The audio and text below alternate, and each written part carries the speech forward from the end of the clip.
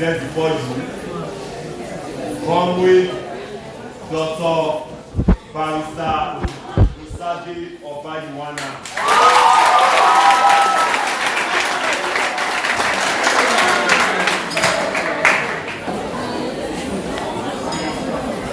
Greatest Nigerian students.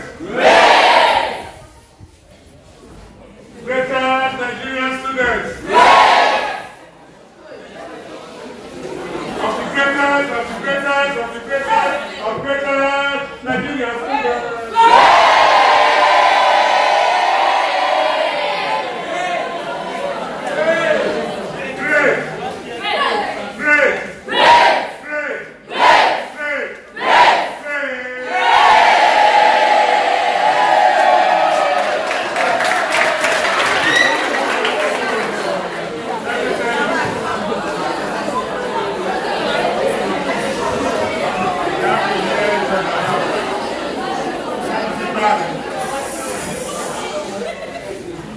Let me tell you something about the importance of students. I'll cite two examples. Way before you were born, the British, I'm sure you have learned about that in your history class. The British colonized Nigeria along with many other African countries. It wasn't only the British, the French, the Portuguese, even the Germans. They came from their country and by force of arms took over our country. They compelled people to be producing what they needed in their country. And they were paying for that produce only what they decided to pay. Even before that time of colonialism,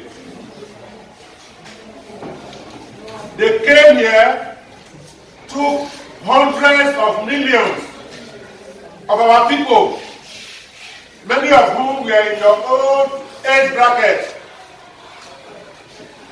in what is called the transatlantic slave trade. They took them to different countries in North America, in Central America, and in South America. To do what? To work for them without being paid. Free of charge. They enslaved them. It took a lot of battles to put an end to that. At that point, they decided no, they won't take the enslaved from Africa to North America. They would rather exploit our people locally. That's why they set up a government here that compelled our people to work for them and produce rubber, produce cocoa, tin, granite, cotton, which they took to their factories. They paid very little for the sweat of our ancestors. And even after they had transformed those goods, they sold the goods back to us at a price they themselves decided. That's why it was an exploitative and oppressive relationship.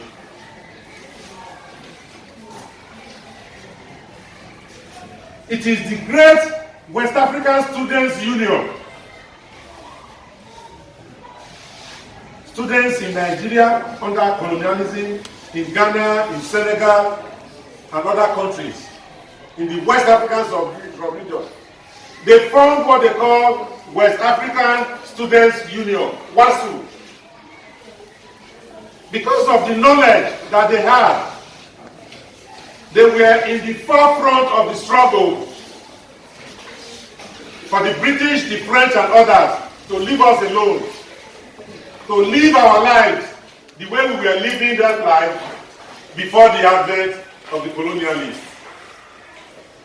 It was the students that mobilized their parents and people of good conscience all over the world to say that colonialism was evil. I'm just trying to tell you, great students of Volley Point Academy, that there were people like you,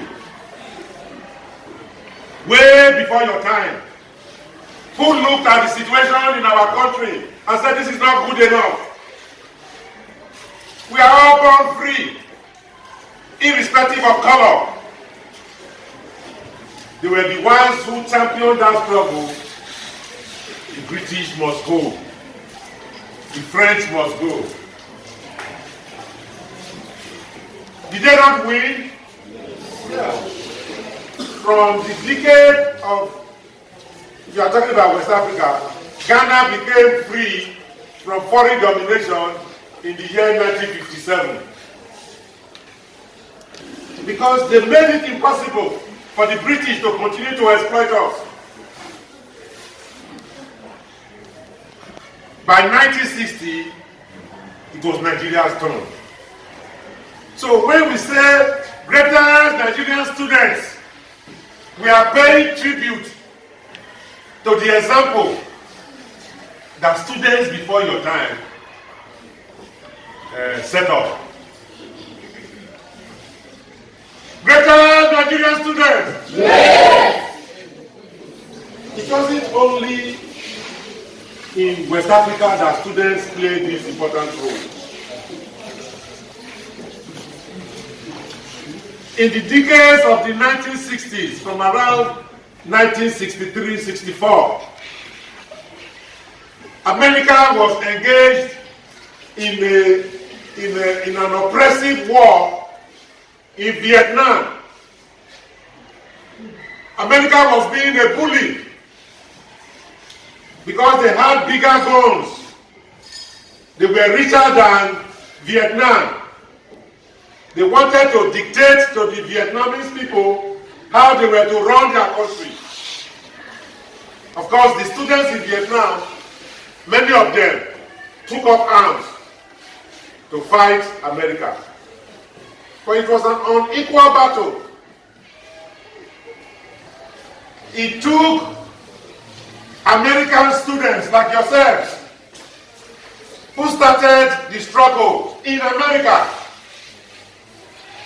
that their country had no business, especially after the end of colonialism, going to another man's country to oppress them. It was the great students' revolt in America, demanding that America should leave Vietnam alone and should order American soldiers to come back home. Because many American soldiers were also dying, but they were fighting in a land that was not their own. I'm trying to demonstrate the importance of students in bringing about change and progress in different societies. So this is why we say that you are great. Don't listen to what anybody else is telling you. So greater Nigerian students. Yes. Hopefully, by the end of the lecture, the challenge that is confronting your own generation, we will touch on it a little bit. I was afraid that the roof may actually fall on all of us, as your teacher suggested, that you should acknowledge your greatness with all your might. That is really what made me say, okay, let me just touch a little bit on the role of students historically. And so far I have told you that without the Nigerian students and Ghanaian students and Senegalese students and Sierra Leone students under the banner of West African Students Union, Wasu. Maybe the British would have still been here today. I hope you get that point. That, well, somehow is related to what the principal wants me to talk about. It's a specific topic. The specific topic they want me to talk about is the fundamental human rights of children. Fundamental human rights of children. The state of democracy in Nigeria, 29 years after June 12, 1993 election. The fundamental human rights of children, the state of democracy in Nigeria, 29 years after June 12, 1993 election. I cannot commence my treatment of that topic without first congratulating the proprietors of Boiling Point Academy, the principal, the staff, and of course you, greatest Nigerian students, yes. The detachment of Boiling Point Academy. I congratulate you for deeming it fit and proper and in fact necessary to organize this kind of program. I don't know how many have been organized in this school, but in chatting with the principal, I was told that the school is about 6 years old now. So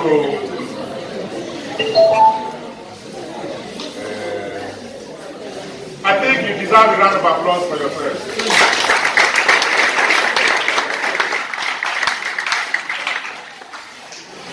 I want you to know that all of you, both the proprietor, the principal, the teachers, and you great Nigerian students, you are involved in what we call the knowledge industry. Knowledge industry. And manpower producing industry. Knowledge and manpower producing industry. That's what we are engaged in. The school was set up to share knowledge. I just told you now what took place hundreds of years ago. What took place 70 years ago. Way before you were born. It is for you to know the knowledge that has been accumulated before you were born. You are saddled with the task of processing that knowledge, verifying it, and drawing useful lessons from it, so that you can make the world, starting from your country, better than you met it.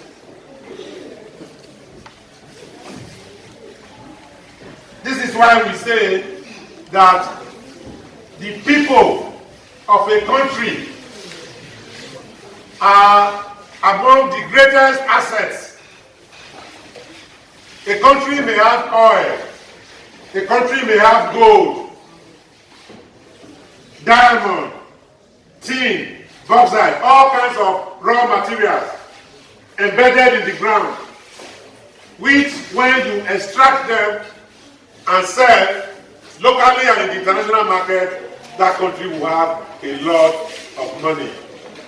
You all know that the Nigerian economy, to a large extent, depends on the crude oil, petroleum, from the Niger Delta.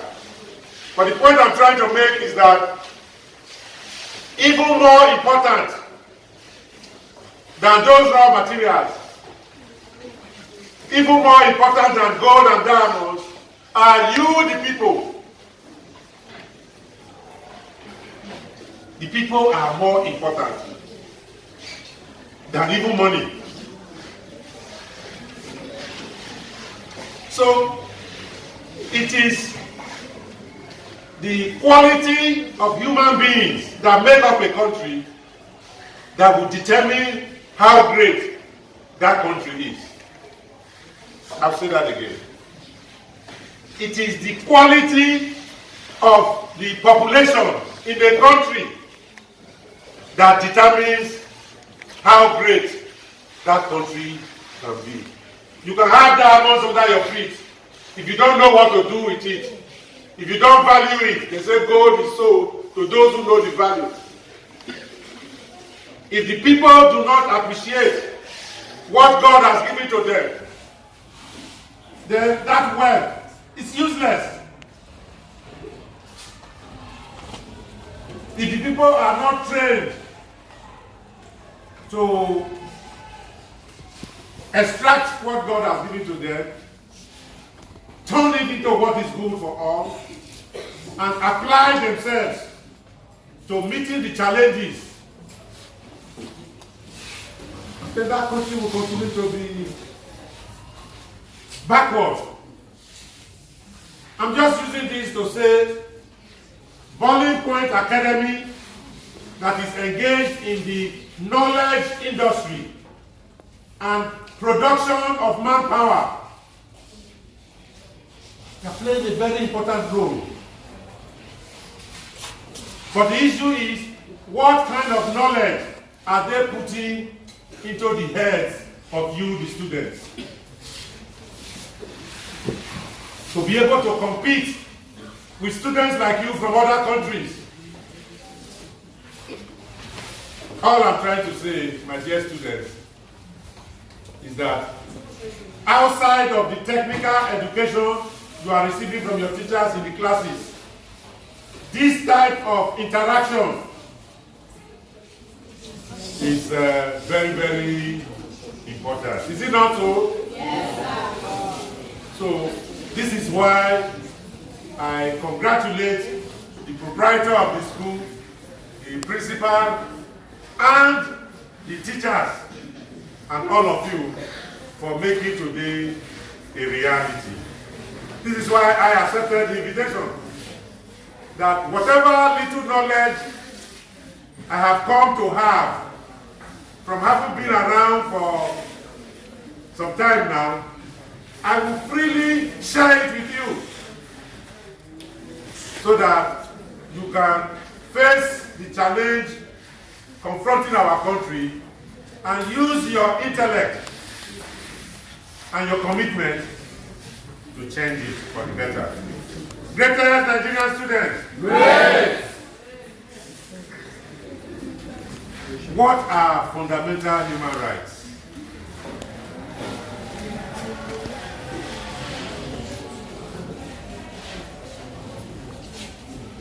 We have to talk about fundamental human rights in general before we now come to zero in on children's rights. Because children are human. So whenever we talk about human rights, or when we talk about children's rights, we're also talking about human rights. The first thing I want to let you know is that by the grace of God, this is going to be a continuous program. I hope your principal and school management, they will bring in persons with some experience and knowledge to come and share with you in different areas on an ongoing basis. But at the level of human rights, it's a very wide subject. We will just touch on a few examples today. We hope we would have stimulated in you that desire to pursue research and studies in this area. We are living in the age of internet now. We are living in the age of Google. Many of you have cell phones. Others, you can even use your parents' phone.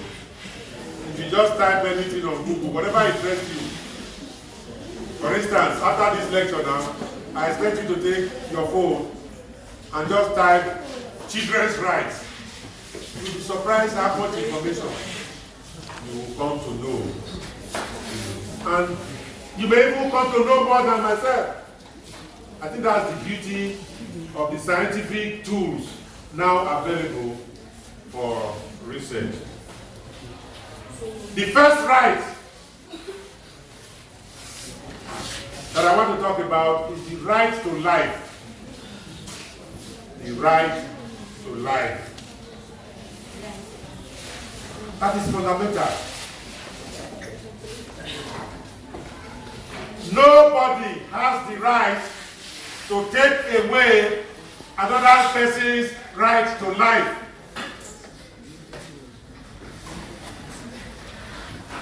You can kill a mosquito that is biting you. You can stamp on an insect.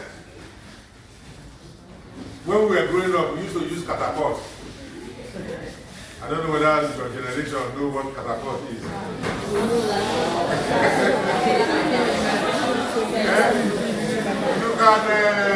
You can shoot, you can use a catapult to shoot a bird.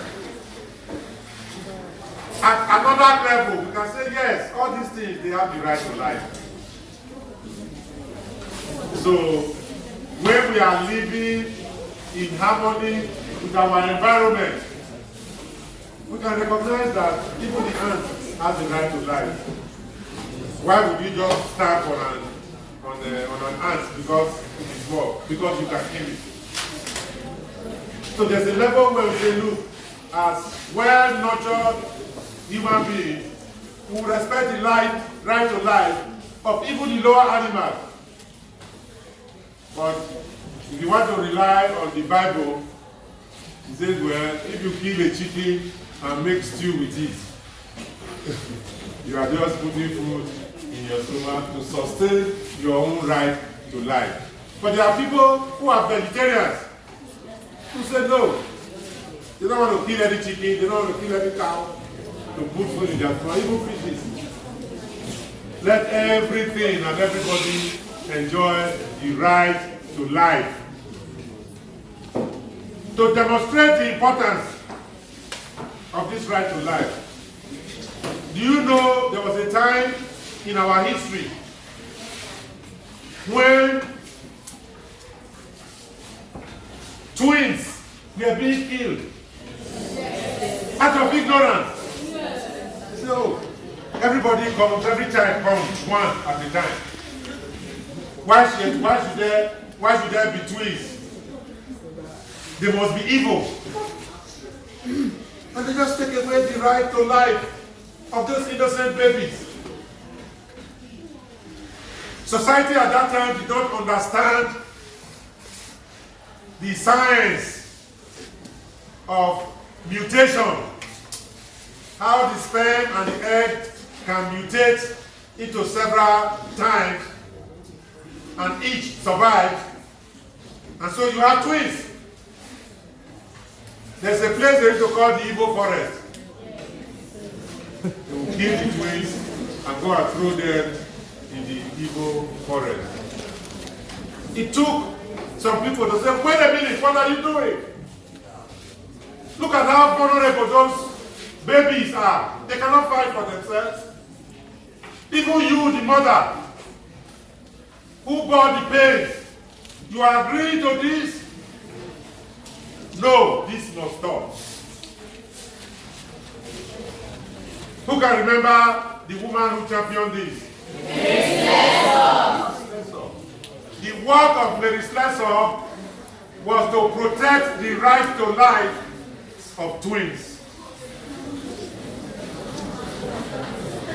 We need to learn from all of this, because even today, there are people who feel that they are so rich, they are so well connected.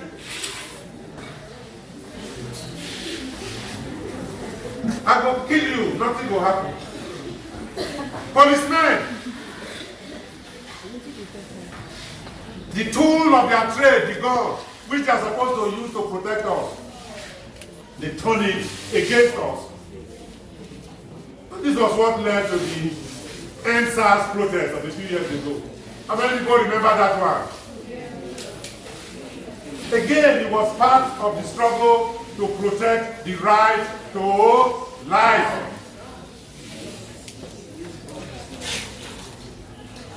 Is one of the most important of fundamental human rights. It is a human right because we are humans, and it is fundamental, basic, that you cannot take away from.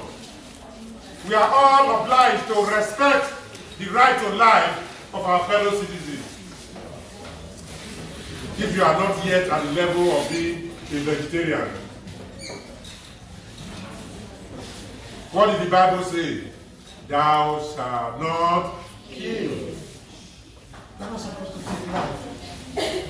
Please and please, never allow yourself to be provoked to such an extent that you want to take away the right to life of another human being. The only instance where that is allowed is when it is to save your own life, when you are acting in self-defense. So the right to life is a fundamental human right that we all, as humans, we enjoy. We used to laugh at dogs. They say dog eats dog. But we are human beings who know the value of life, who know that we cannot create life. So we must not in any way try to take away life. We must respect the right to life of others. The second fundamental right I want to talk about is the right to liberty. Right to liberty. To be free. Not to be locked up. The right to liberty and freedom of movement, they are like twins. For you to be able to go to wherever you want to go to. You are going west. Nobody should compel you to go east against your will. If you look at the birds of the air, they fly freely in whatever direction they choose to. It's their right. If birds can enjoy freedom of movement and freedom from constraints and incarceration, how much more we, human beings? I often talk about this example of certain birds. You know, birds like to sing. Sometimes first thing in the morning, sweet songs. You know, a man called Bob Marley, he sang these songs about three little birds on his window, singing sweet songs.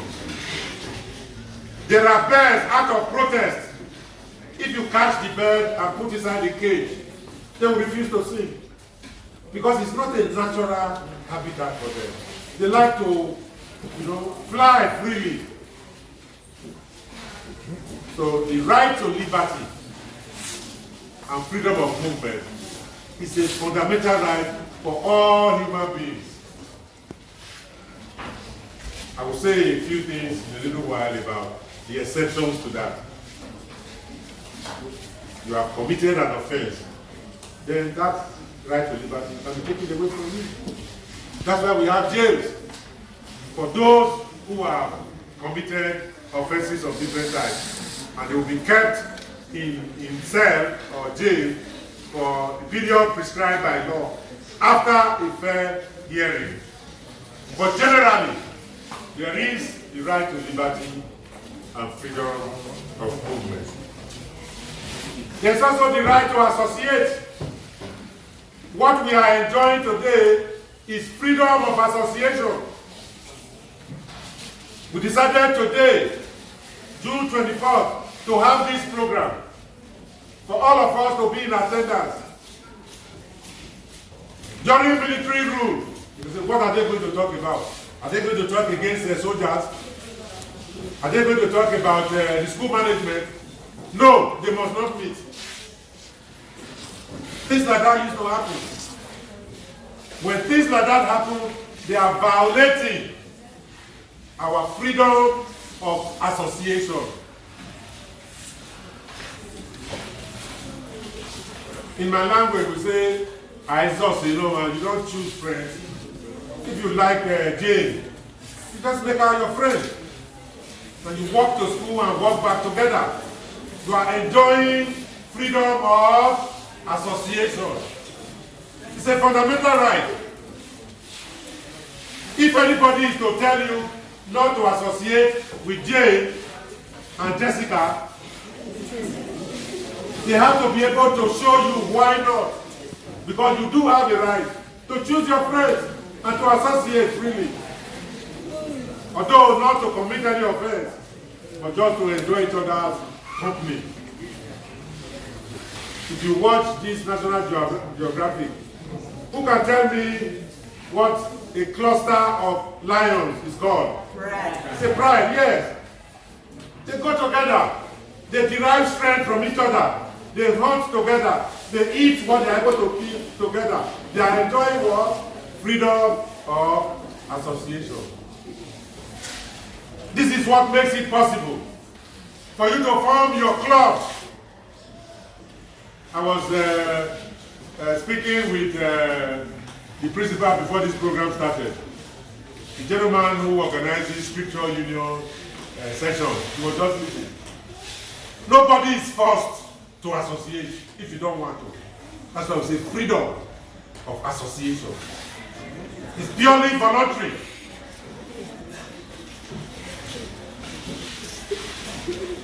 The next right I want to talk about is freedom of speech. Freedom of speech and the right to express yourself. I like to use animals because they are lower in status than humans. At least we human beings would like to believe that. Although every animal, we are also animals. Every animal has its role. Somebody told me that this ordinary bee that makes honey, you will be amazed in what respect bees are sustaining life, even beyond the making of honey. Every animal is useful. God did not make the different animals out of fun. It's interdependent. But the point I'm trying to make in demonstrating the right to speech and freedom of expression as a fundamental human right, I've already talked about birds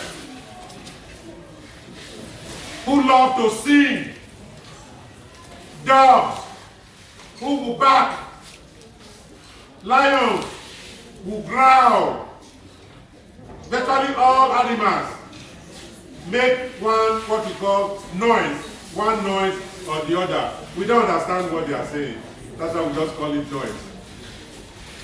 But it's the same thing for us as humans. If you have ideas within you, the law recognizes your right to freely express it.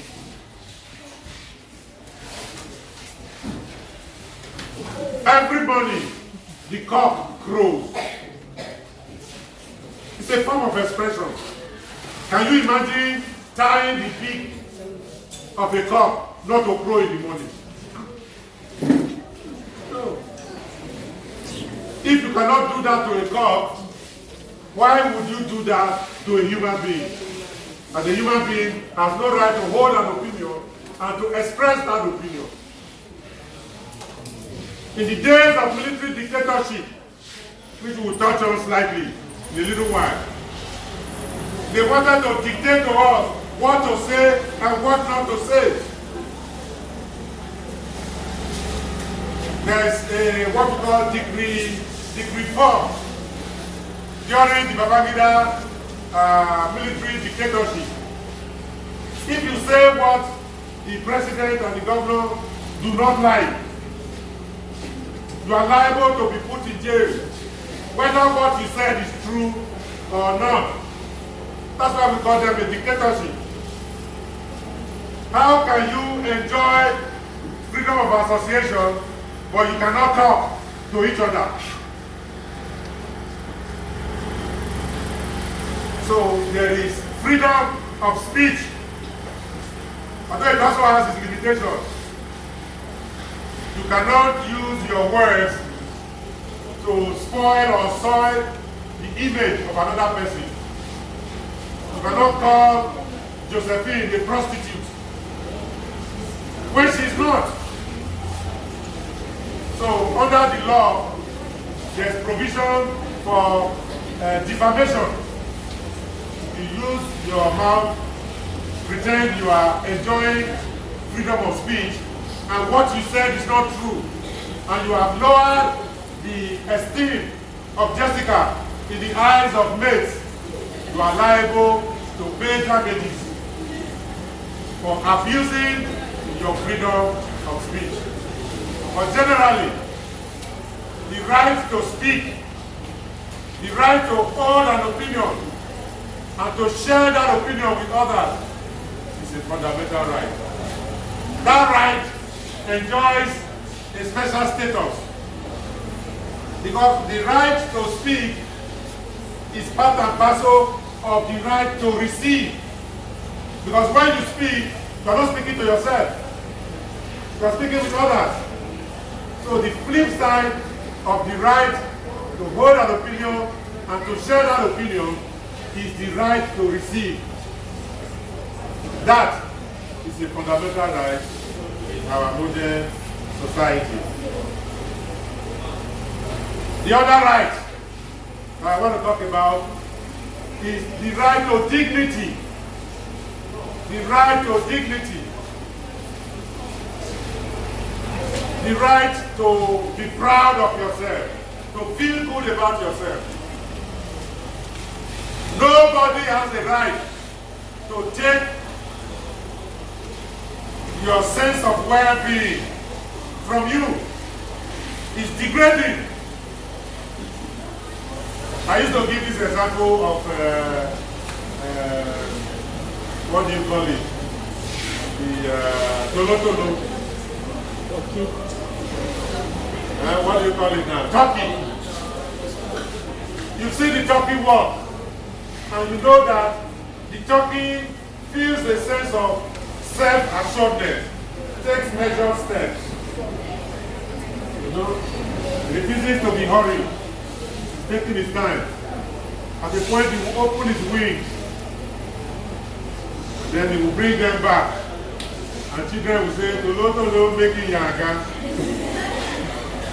Why not? It feels good about itself. It can show off its plumage.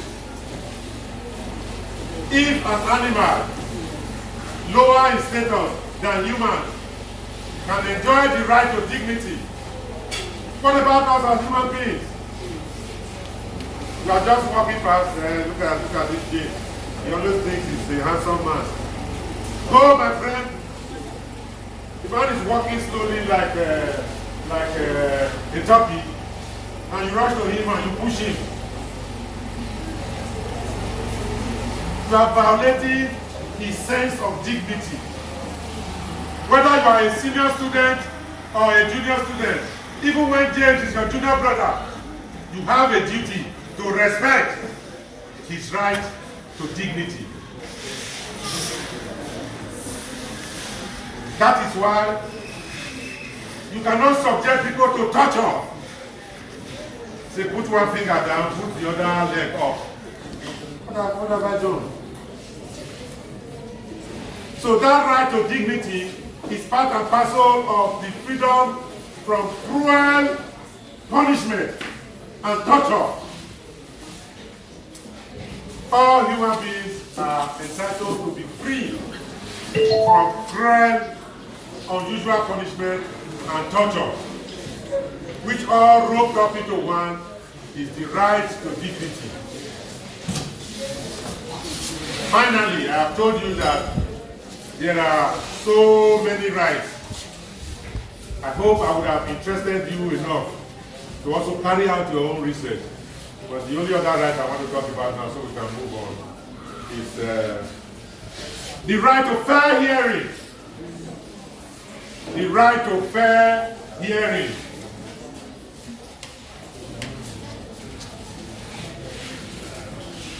Because things are not always what they appear to be.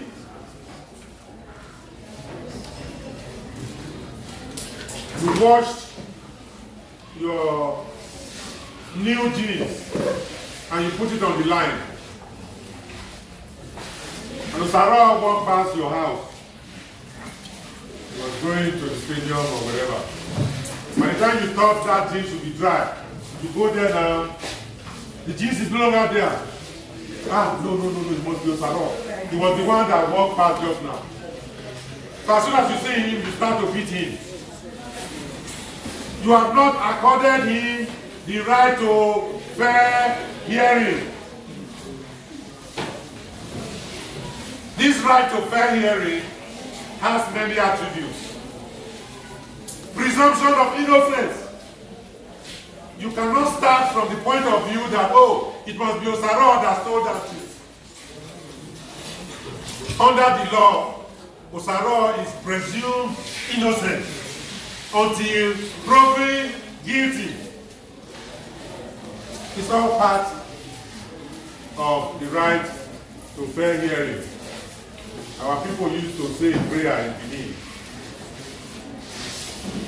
may I not be condemned by people who have not heard me. We must give each other the benefit of the doubt.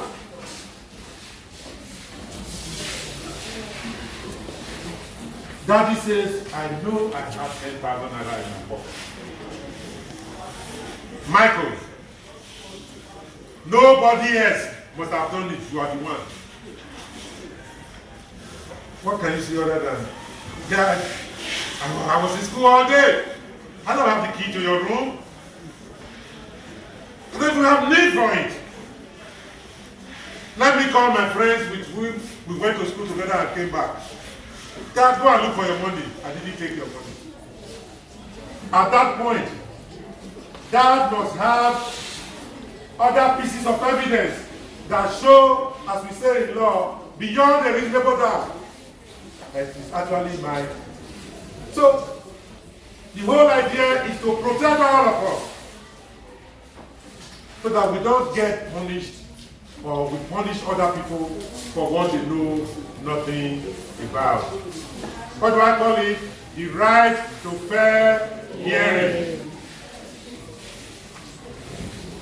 All these rights are contained in laws. The most fundamental law that is higher than all other laws is the Constitution.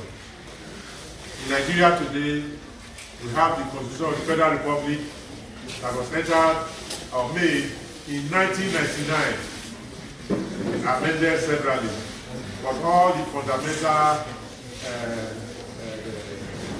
fundamental rights are contained in Chapter 2 of the Constitution. I would urge you to try to lay hand on a copy of the Constitution. You will see that there are so many other rights. I just picked a few of them. Outside of the Constitution, there are other laws that also provide protection for rights.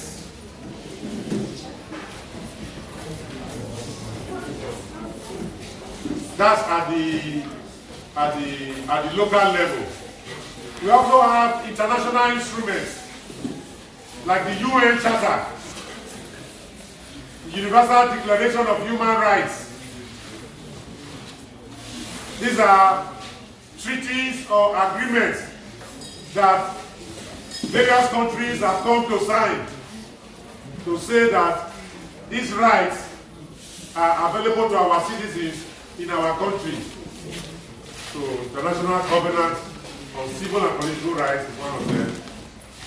International Covenant on Social and Economic Rights is also another, which suggests the kind of rights I've talked about so far. We call them first generation rights. But after a while, it was realized that, hey, if you are to enjoy the right to life, you must also enjoy the right to the means to sustain life. How can you say somebody has the right to life and he doesn't have a job? How does he feed himself to sustain that right to life? Even to be able to get a job, you need to receive education. You need to receive training. So it's an integral part of the right to life to be able to enjoy the right to the means to sustain life. What about the right to health care? They say you have a right to life, but you are sick. You should enjoy a right to be well if your right to life is going to be meaningful. This is why when we get to specifically the rights of children, inoculation.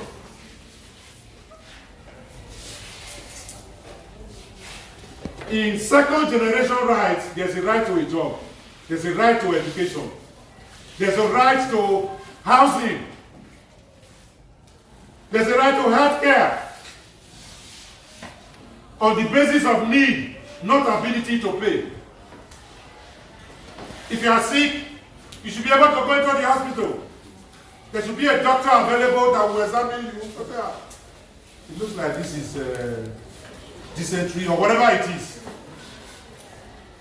Whether you have money in your pocket or not, our society, the state, the government should be organized in such a way that the medication that will keep you alive will be given to you. Is that also? Yes.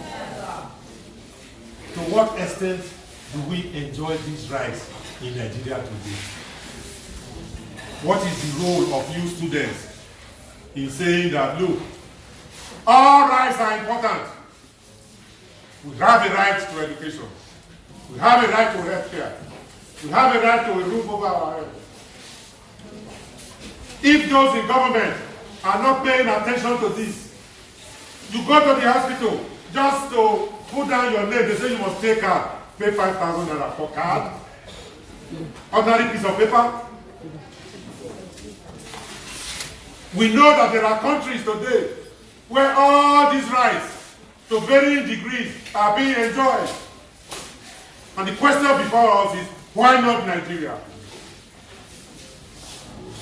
Greater Nigerian students. Great. When we drove away the British from this country, is it not to put in place our own government? Yes. That will give us these rights? Yes. Why is the present government not doing this? We have the right to ask them.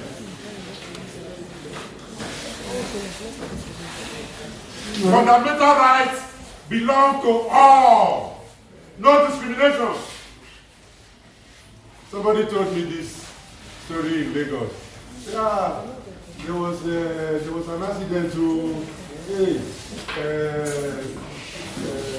two people died and about 10 malams. The way it was said is as if the life of a malam is not worth the same status as the life of others. Right now, our Igbo brothers and sisters feel that they are discriminated against. For so long, no president has come from that part of the country. Because a fundamental right is also freedom from discrimination, equality under the law. So all the things we have talked about as fundamental rights are supposed to be enjoyed by all without discrimination. Sometimes there are women, you know, the father has to decide among the children who to train and who not to train.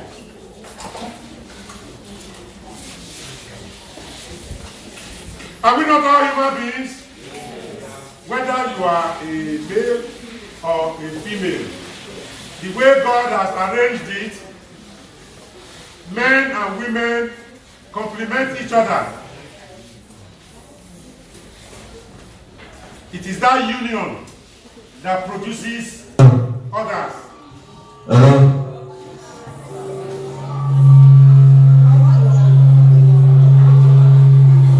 So please, maybe you want to put it down. Equality before the law. We are all equal. We are all entitled to all the rights I have talked about without discrimination, either on the basis of gender, whether you are male or female, or on the basis of age, whether you are old or young, or on the basis of religion. So that boy doesn't go to church, so he's not entitled to presumption of innocence or the right to marry. No.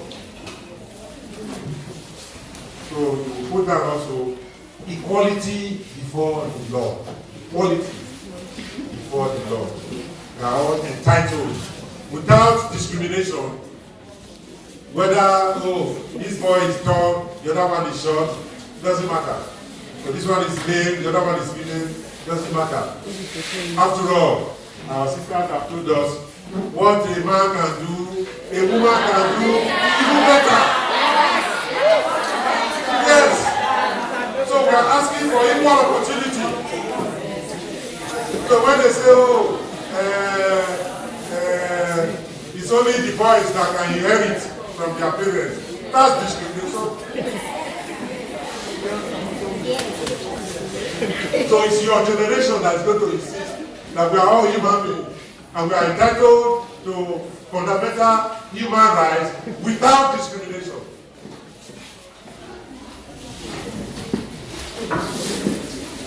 Let's spend a little time on children's rights. Because you as children occupy a position of great vulnerability. You are vulnerable. First of all, a young person doesn't have much experience. 9 years old, 6 years old, 10 years old, even 13, 14, 15. You are still relatively young. By the grace of God, I have been a lawyer for about 40 years.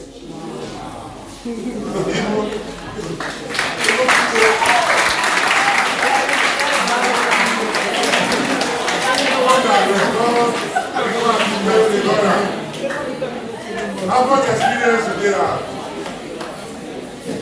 Unless those of them that inherited millions from their parents, you don't have any money. You can't put a roof over you can't rent a place. You can't even put food on your stomach. You are not even expected to. Because there's a stage you must get to before you can sustain yourself. There are people who utilize that status. The fact that you are vulnerable and needy. They use it now as an excuse to violate your human rights. My friend, will you shut up?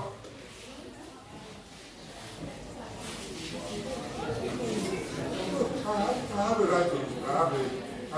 right to express myself. freedom of speech. So, Daddy, please listen to me. This is what I'm trying to say. My friend, I don't want to listen to you. Because he pays your school fees. Because without him, you would not. In fact, we won't eat in this house today. Go into your room. Mommy, go and lock that door. Take away his right to liberty. Children are vulnerable. That is why I have mentioned that you enjoy all the rights that human beings enjoy because you are human.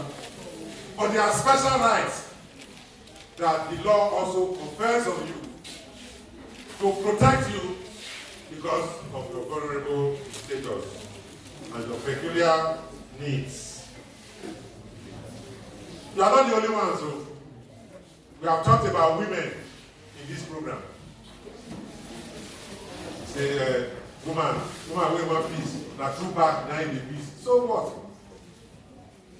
It's just a function of your private part. The man can peace through the front. The woman peaces through the back. So what? Should that be a reason for discrimination?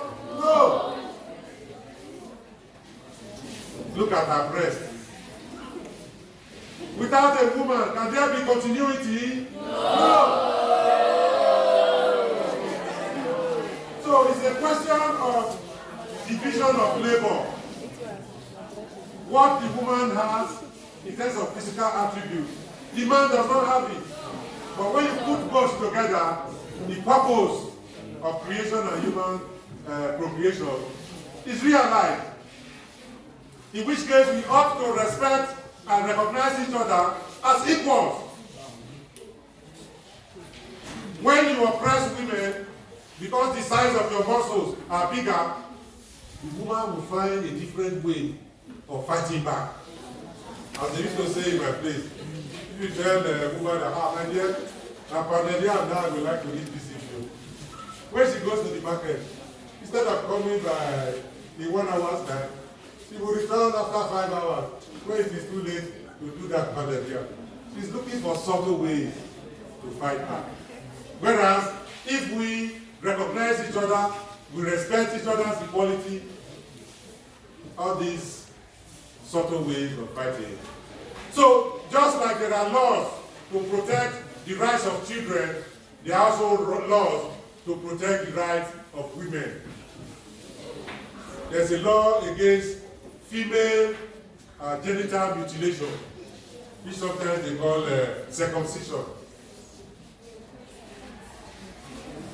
Some old folks say, if you don't circumcise a girl, she will be so promiscuous. What? They say she will enjoy sex too much. So let us remove a part of her female part so that she doesn't enjoy it. Does she do it by herself? No. Why are you not doing that to the male? The circumcision of male is to remove extra skin so that it will be easier for the man.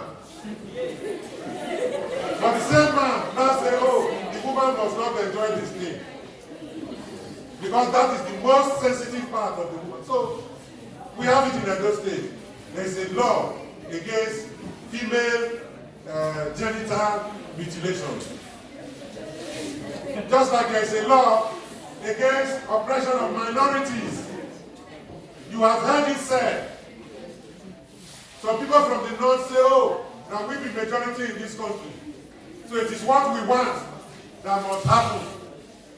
So the president must always come from the north. The Ijaw nation, they are just maybe about a few million. But because they are human beings, they enjoy equal rights, whether individually or as a group. So just like you have special laws that guarantee the human rights of all in general, there are vulnerable groups for which laws have also been passed to protect children women, and minorities. In addition to the Constitution, we have what we call Child Rights Law. Please put that one down. Child Rights Law. It's a special law that was enacted to protect children. When you get to, or at your convenience, do a Google search on it. Child Rights Law.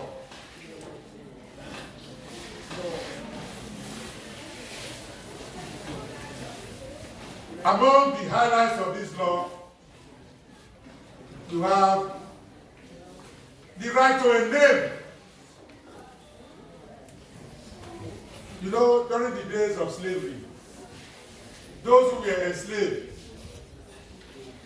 they were not even given names. They were like tables and chairs. You don't give them names. They were treated like chattels. They were treated like property. But the Child Rights Law recognizes that every child should have a name, first and foremost. It is a fundamental right, as I have told you earlier, for you as the new generation to know what happened before your time, so that you can digest knowledge, process it, look at it in the light of present day reality, and enjoy the opportunity to improve on it. Because we are trying to move forward. So education is the opportunity to have this knowledge. In addition to that, it is an opportunity to acquire skills. If you as children acquire different kinds of skills, is it not the country that are going to use those skills to serve? So we have talked about manpower production. It is to equip you with skills with which to serve Nigeria. So it's a fundamental right. It is hinged on that you also have the right to have an opportunity to serve. How can you have been trained at the University of Benin as a mechanical engineer? There are so many roles, or civil engineer. There are so many roles to be tagged. There are so many hospitals to be built. There are so many schools to be built. Here you are, a master's degree holder in civil engineering. You don't even have the opportunity to serve your country. We graduate unemployment. We turn people to Okada riders and Keke riders and sellers of the chapter. What a terrible waste. Every child under the Child Rights Law has a right to be raised in an environment that is friendly. Every day, dad and mom, they are fighting. You children, you are too small, you cannot separate them. By the time mommy finishes dealing with you and oppressing you, then his father's daddy's done. There's no harmony in the home. The child wants to leave home. When he's leaving school and going back home, it's with misgivings. It's a violation of the right of the child to be raised in an environment conducive to growth and learning. So if parents know that their children possess these rights, then they'll call each other to order.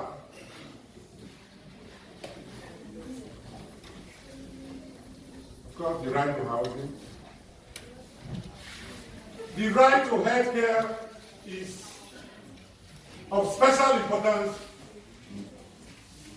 to children, because children as vulnerable groups, they are exposed to all kinds of diseases.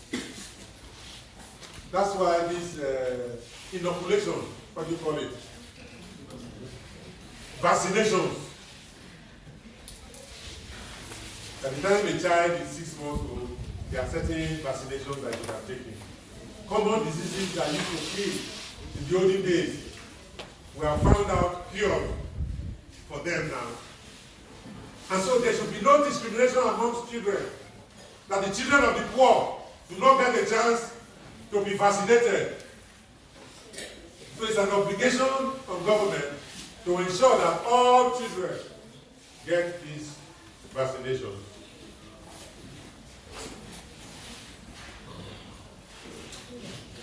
You know, there are people who use children for drug trafficking. The parents are drug traffickers. They come on, Jay, let's go on vacation. We are all going to England. The small backpack that they will put on Jay, that's where they put the cocaine. When they get to the customs, no, that's just our little child, you know, so don't bother to search her. You can search me if you want to. Meanwhile, the narcotics, they put sometimes on the body of the child in her pocket, and a small backpack. It's a crime. You find that in the child rights act. You've heard of child prostitution. All kinds of weird persons. They will get children. Robert is 10 years old, Jane is 7 years old. They will bring their video camera and compel them to be engaged in sexual intercourse. They will make films out of it. Child pornography. Made possible by the vulnerability, the fact that children are vulnerable. No, Robert and Jane, just do it, don't worry. I have 20,000 naira a year, I will give to you. And they are thinking of what they can do with 20,000 naira. Meanwhile, when they are going to sell that video, they'll be making millions out of it. So there's also the VAP law, Violence Against Persons Law. VAP, Violence Against Persons Law. You know, bullying is very rampant. I have said that women can be victims, but more so children. Samuel and Richard, they are about the same age, the same size. What Richard would tolerate from Samuel and will not resort to fight, Samuel will not tolerate it from the junior brother or junior sister. Because it's an unequal match. It's because you know you can beat Jane up as your junior sister. That's why the kinds of things that ought not to make you feel so aggrieved. Any little thing, you start slapping and kicking her. It's an act of violence that is actually tantamount to bullying. Before I forget, there are child soldiers. People used to turn children as soldiers in war. Even Boko Haram was doing that. Suicide missions, they would tie bombs on children and tell them, go inside that market. The backpack that they put on them, they have put explosives in it. And they detonate such bombs in the marketplace, in the church, in a way that would not only blow up the child, it will blow up every person in that family. The child did not have even known what that child was carrying. If you look at the child rights law, you will see that all these are forbidden in protection of children. Well, it remains for me to say that rights and duties go together. Put that down. Rights and duties go together.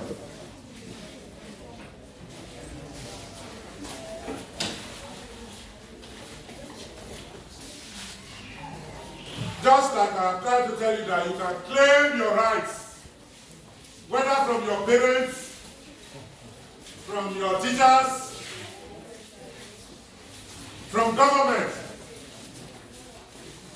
There are also duties that you owe. The first duty that you owe, particularly from the way I've addressed this, is respect for the rights of others. Respect for the rights of others. The examples I have given, you don't say because you are physically bigger than Jane. Let's assume that you are of age. You admire her. And you want to force yourself on her sexually. It's rape. There was a young lady, I think I was here. She used to go to Catholic school to go and read.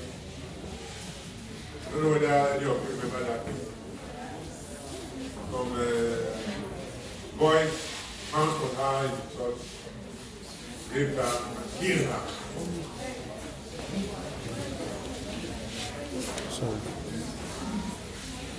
Have they respected their right to life? What about the dignity of a human person? As we claim our rights, we should be prepared to respect the rights of others, irrespective of size, irrespective of age, irrespective of gender. That ability to exercise self-restraint is what is expected of every citizen who appreciates the importance of human rights.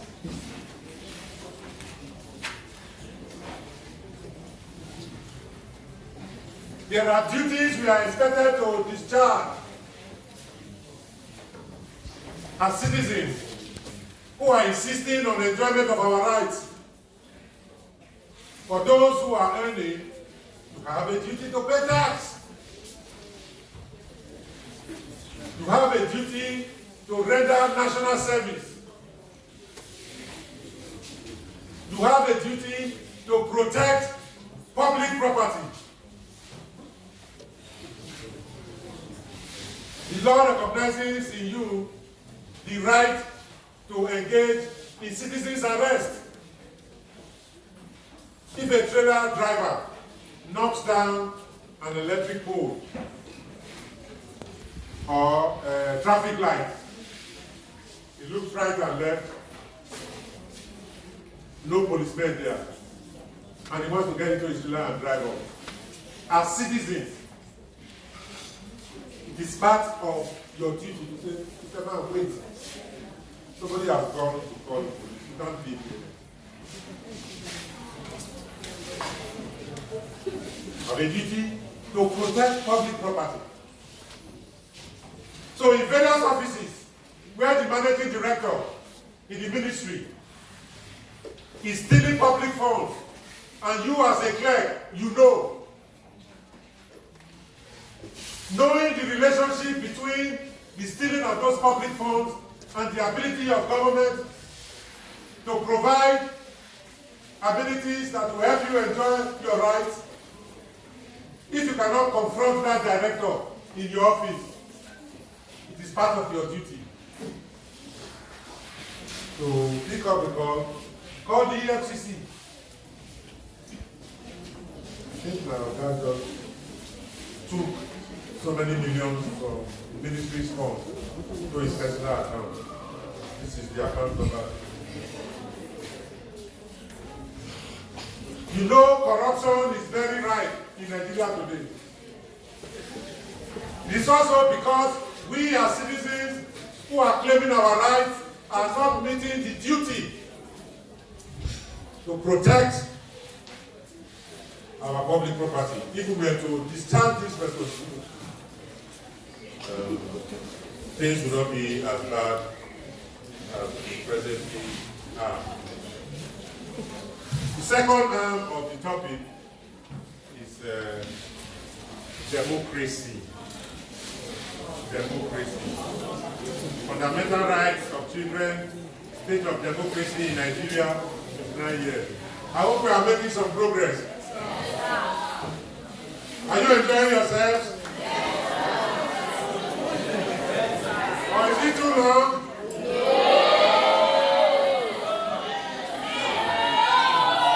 Okay, let me start to speak it out. You don't get this chance every day. What is democracy? Who can define it? There's a very popular, yes? Who can define it? Democracy. Okay, to save that. Can you? Yes? Please, I want her to say it loud so everybody can hear. Yeah, what is democracy? Democracy by Abraham Lincoln was government of the people, by the people, and for the people. Please clap for her.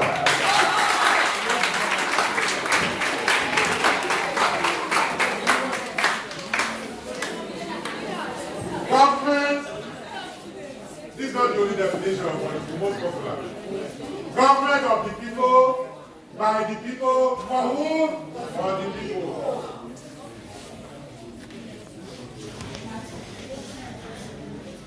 This one is slightly different from monarchy. Monarchy is like, oh, he's the Oba. He's God-given. He makes laws. He serves as a judge. He's the legislator and he's the president. All rolled up into one. This is what he wants. Yeah, no, Papa, not very. Yeah? That is slightly different. It's an earlier form of government. So, democracy represents an advancement over the time when one person, so the government of the people, by the people, for the people. And elections are part and parcel of the process. In a democracy, we say sovereignty. All the powers belong to the people. Not some of the people, all of the people. So it is the people, all of us, particularly those who have age, that will elect from amongst the people a few persons who will confer authority to manage our affairs on our behalf. Government of the people, by the people we have elected for our benefit. So, elections ought to be free, fair, and transparent in such a way that it is the best of our people that get elected to act on our behalf, knowing that in the final analysis, all power still belongs to the people.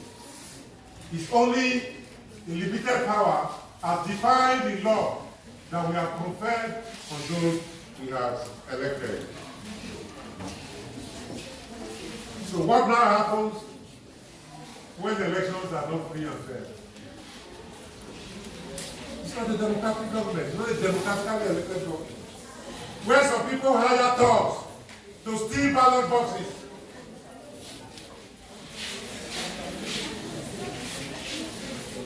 as is happening already now, when they use money, those who have mismanaged our affairs and created hunger in the land, use the money they have stolen to buy votes. And people actually vote so they can have money to go to the market. It's the bastardization of democracy. Government is about the management of our collective affairs.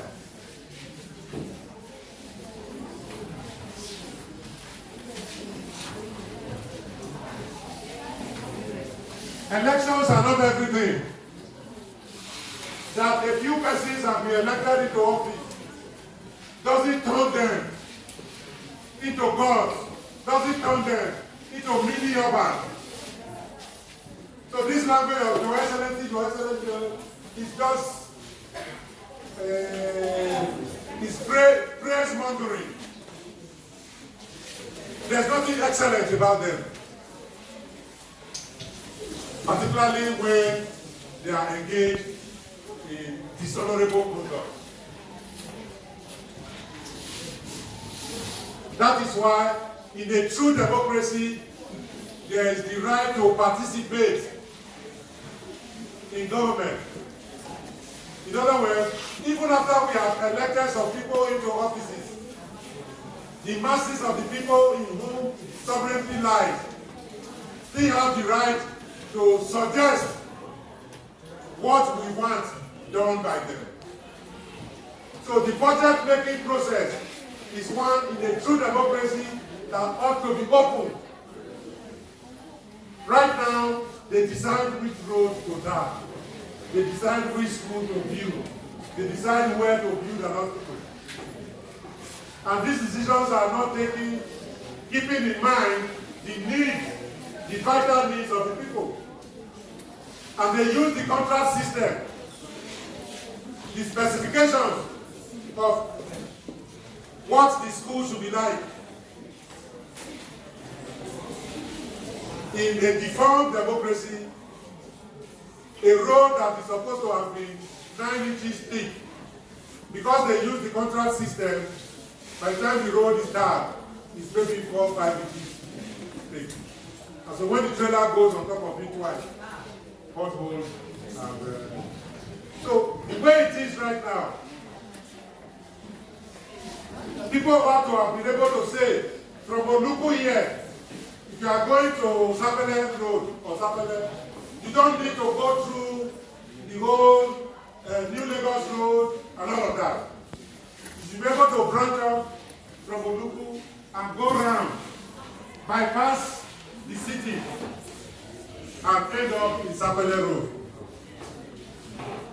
That opportunity right now for the people to make suggestions as far as the efficient use of lean resources is concerned is not allowed. Those who have elected into office create business opportunities for themselves. They go to tar roads that lead to nowhere. So the government has tarred many roads. How has the tarring of these roads assisted the free flow of traffic? They go on tar roads leading to their mother-in-law's house. And the opportunity for the masses to say, no, that road is not important. If you do this, it will ease traffic on this area. Why don't we give priority to this? A democratic government, truly democratic, provides opportunity for this.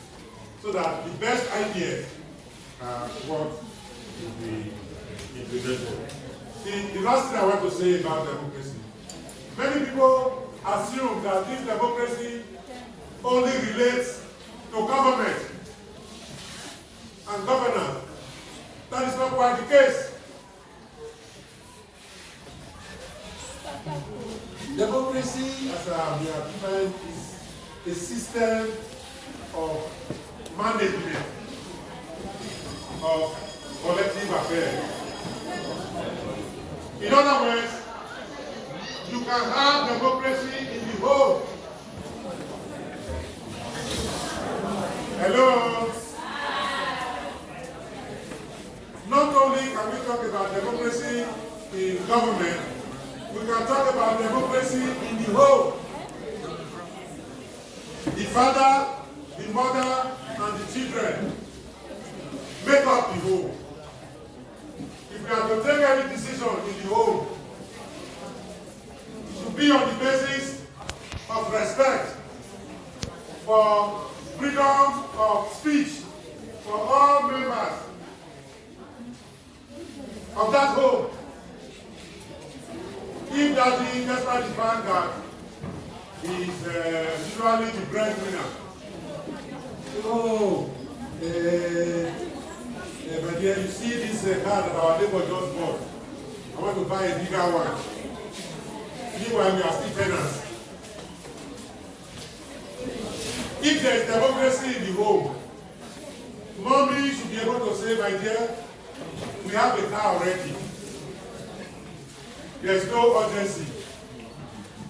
Rather than going to buy another car because a neighbor has bought one, let us concentrate on finishing our home. The administration of that home will be democratic if daddy actually listens to mommy. And they say, okay, you children, what do you think? As children who are also alive and responsible, you should be able to say, well, daddy, I think mommy is right on this issue. A home that is run along that line is said to be run democratically. Because we confer on all members of the family their fundamental rights. For daddy to say, well, look, I know your mommy works. How much does she earn? I'm the breadwinner. So it is what I want that will be done. Everybody else, shut up. Is that a democratic home? So it is possible to apply the principles of democracy even to the home front. Democracy can also be extended if we appreciate it as a tool of decision making and management of collective affairs. Democracy can also be applied in the workplace. In a school like this, the students and the teachers, they are in the majority as compared to the proprietor and the principal. If the process of running of the school is thrown open and the proprietor says, this is what I have in mind to do in this school, a democratic proprietor should be able to say, teachers, what do you think? So that the making of that decision gets the benefit of popular input. At some point, you say, students, what do you think? So the process of democracy actually enriches. It also provides an opportunity for popular participation. People will be active only in implementing decisions that were not run down their throats or run down. So democracy is actually a tool that has many benefits as far as efficient use of clay resources and resources. I don't know whether you have your student union government here.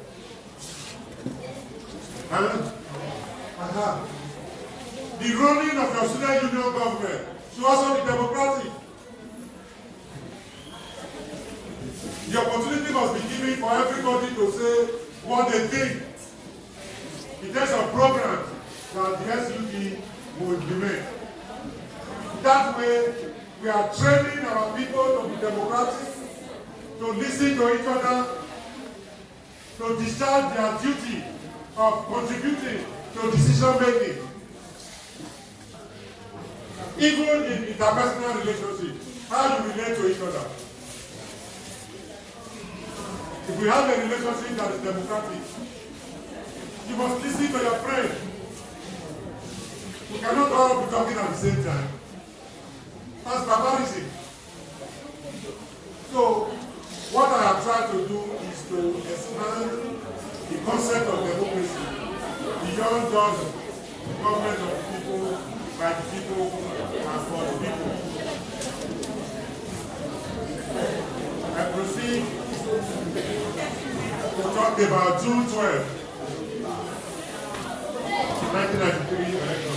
Don't worry, I'll soon round up, please. Greater Nigerian students! Now, military coup, that is possible seizure of government by soldiers, have happened in the history of our country in 1966, in 1975, 76, in 1983, 84, 1985, and 1993. In the military dictatorship, a few soldiers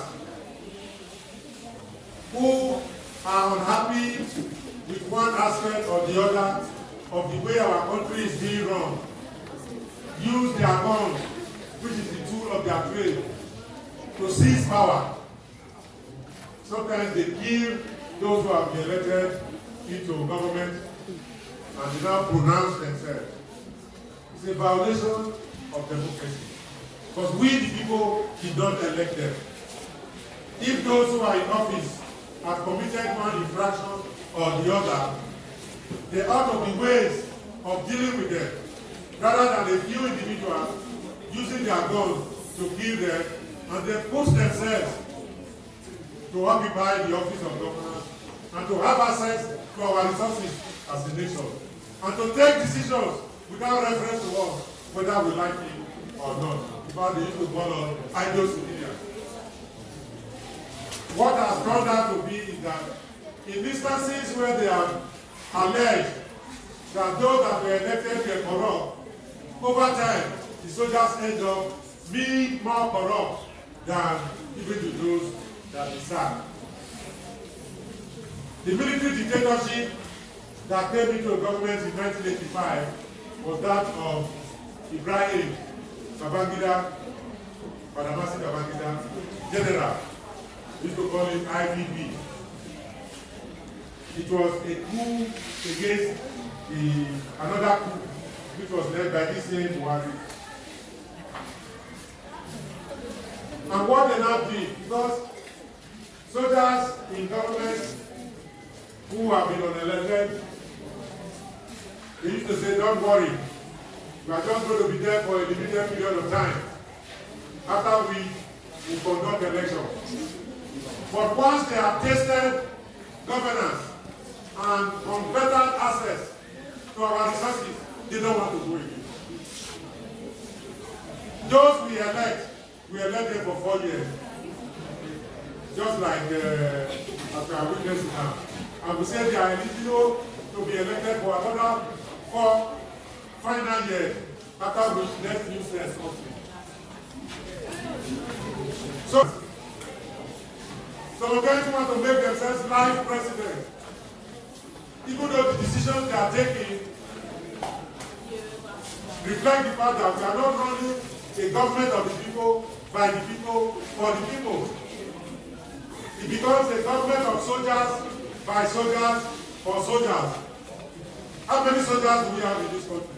Less than half. We have what we call a transition program. A man who is not democratic by the way of their training. But soldiers are not trained to be democratic. Their training is obey the last order. How can somebody who is not democratic say he wants to teach us democracy? So what Babangida did was to have an elaborate transition program. When we are about to do the last stage of his transition to civil rule, he will cancel everything and start afresh, which by and large was to prolong his stay. So he got to a stage where people got to know that it was a trick. He used to call himself the Igbo genius.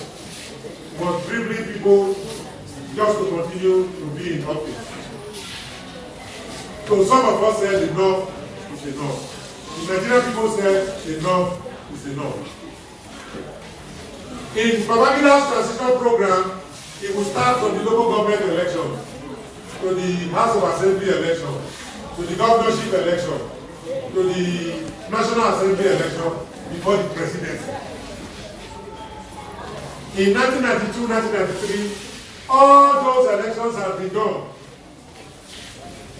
Because this time, people said, you must conclude this transition program. We didn't vote for you. Go back to the barrack.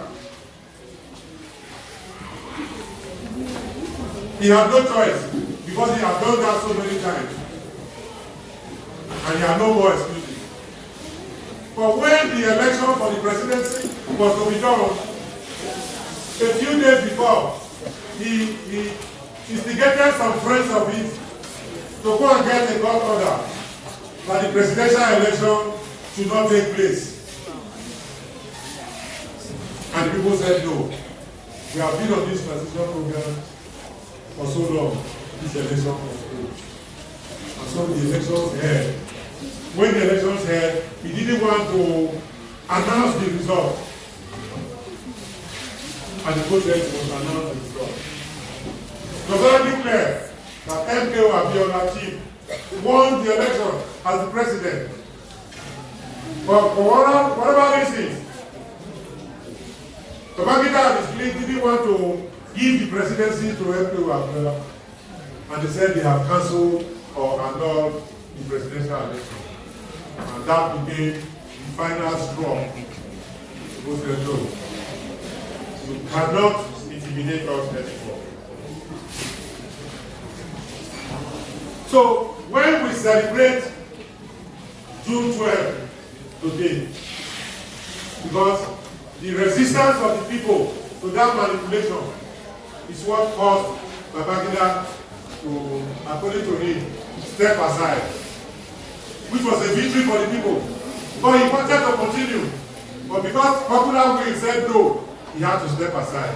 And what he did was to appoint somebody to replace him, and the Shodeko. He said, no, you as an individual cannot appoint a president for the country. Just like you in your state union government, you have a constitution. The chairman or president wants to stay longer than his term, and you say no. Instead of holding general election, you say, okay, I appoint Robert as the new president. So say no. Sovereignty belongs to the people. We are the ones to elect who our president will be. Of course, to cut a long story short, eventually the people won.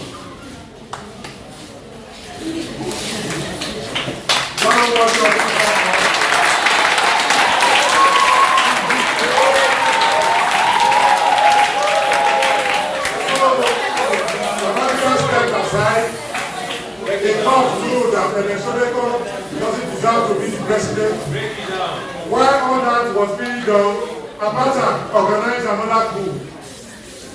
And as you will know, I think some of you may have been born by that time. Maybe not. Abacha was so afraid of the people. Even though he said he was the president, he couldn't come out. At the end of the day, Abacha died miserably in Aso Rock. That's how Abu Salam Abubakar became the president. And he just appealed to the people. Hey, look, all I want to do, no more rigmarole, no more long transition program. I just want to organize elections so that the people can choose whoever they want to be your president. Because by this time, Chief MKO Abiola had died.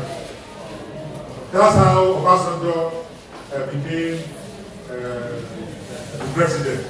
What am I trying to say? It took, for these were momentous years, just like the youth fought against colonial government. It was the way greatest Nigerian youths and students fought against IPP and military dictatorship. That is what ushered in a new wave of democracy that we are enjoying in Nigeria to date. So it took the same Muhammadu Buhari to recognize that the struggle against military dictatorship as exemplified by June 12 presidential elections is so important that it deserves to be marked. The day that election took place was June 12, 1993, which has now been declared a public holiday in Nigeria. Can we give a round of applause for that?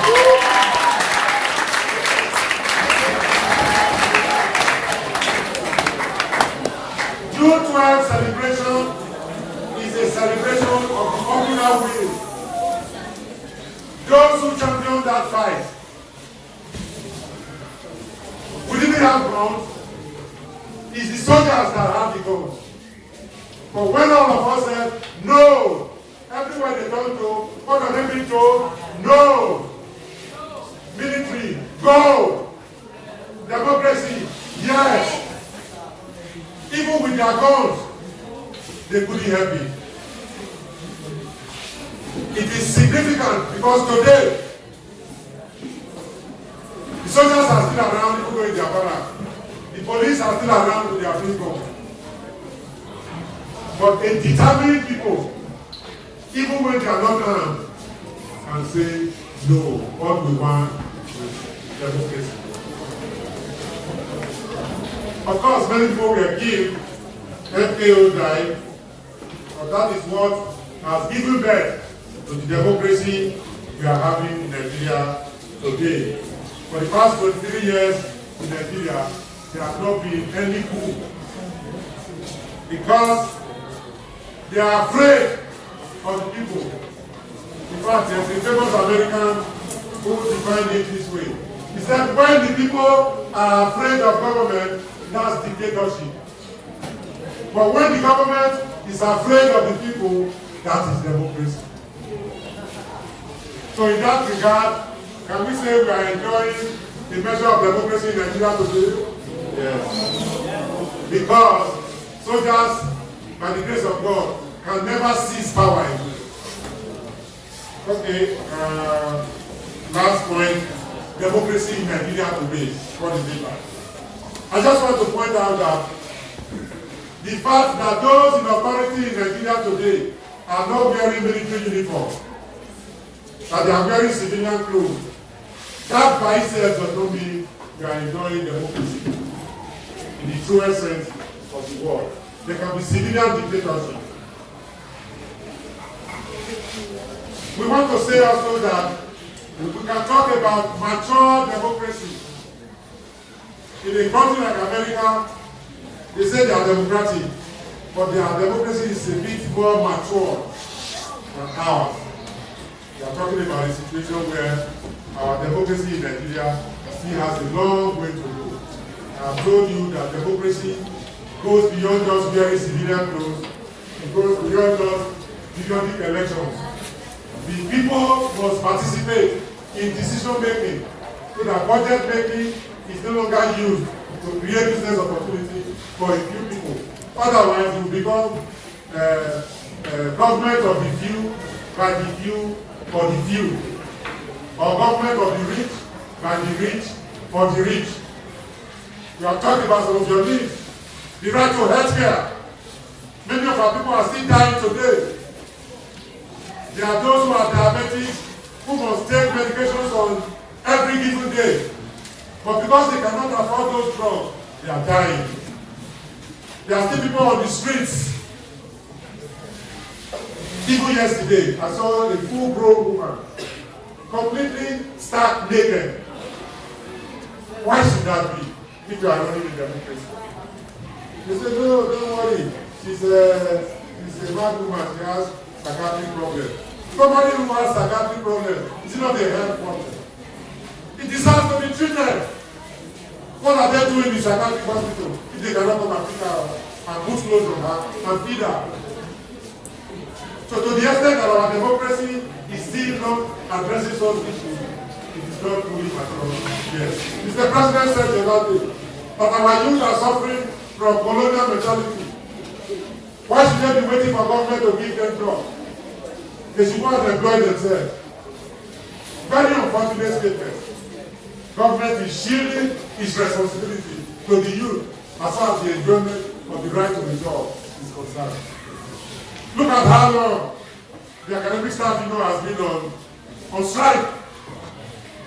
Their own children are in school in different other countries.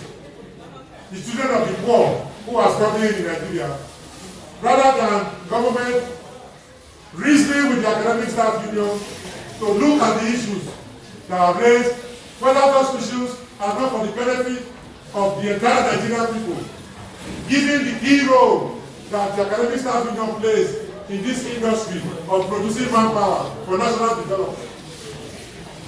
Even the junior minister for education wanted to be president. The minister for labor wanted to be president. All those who are supposed to address the issue, they don't give a damn. They don't listen to the people. The fundamental obligation of government is the security and welfare of the people. Do we enjoy that in Nigeria today? I ask you. Do we have security in Nigeria today? No! Cheaper girls, have they all been released? No! Students like you. Captain girls, have they been released? No! What about those who were in the train from Kaduna to Abuja? Have they all been released? No! Do we know what government is doing? No! Oh, wow. 3 weeks ago, people went to church to go and pray. Some people went there and killed over 40 of them and wounded about 10 of them. Has government been able to arrest those people? No. We have told you that the concept of human rights allows for no favoritism. There's equality before the law. We are all entitled to protection. There must be no discrimination on the basis of religion or ethnicity. And the Fulanis and the Muslims not having an edge over the rest of Nigerians today. Fulani herdsmen are claiming that they own the entire country. The government disarmed, removed the guns that other people have, but left the AK-47 in the hands of Fulani. Are children not suffering violation of their rights? Yes. So what is the quality of democracy that we have in Nigeria today, even after 23 years? Conclusion. You can see that all these issues are linked together by the way we have treated them. Human rights, democracy, it's all linked together. So when you say fundamental human rights of children, state of democracy in Nigeria, vis-a-vis June 12 presidential elections. I dare say, in conclusion, that it's only under a democratic government, a truly democratic government, that children can enjoy all the rights that I said you are entitled to. The country, the situation in the country where the Fulanis and the Muslims do not enjoy any special privileges.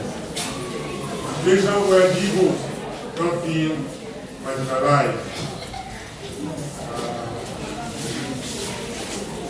So I think and I hope that I have set the task before you. Just like students before you fought on the platform of West African Students Union to drive away the British. Just like students in America prevented their country from oppressing the Vietnamese.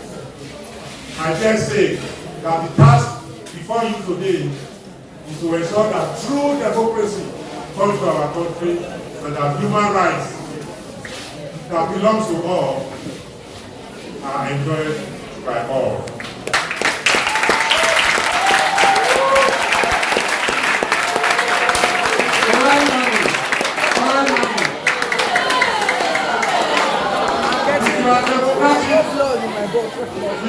cannot be hypocrites. As you are championing the fight for democracy, that charity must begin from each and every one of you. There must be no bullying of your junior students in this school. There must be no bullying of your junior ones in the home.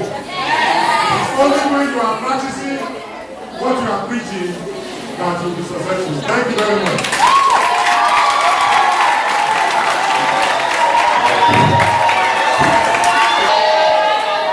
I want you to give a round of applause for yourself.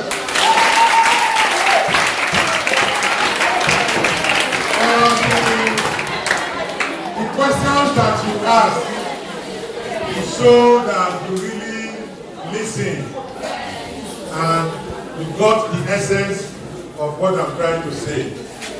I have told you that this is going to be an ongoing relationship with this school. So, when I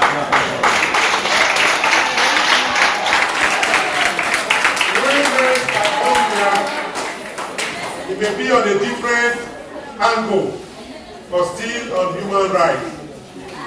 I want to thank you for those questions. The right of the children to speak in the home, in the school, and in society as a whole. Yes, that right exists. It's there in the law books. The challenge is to enforce it. Hello?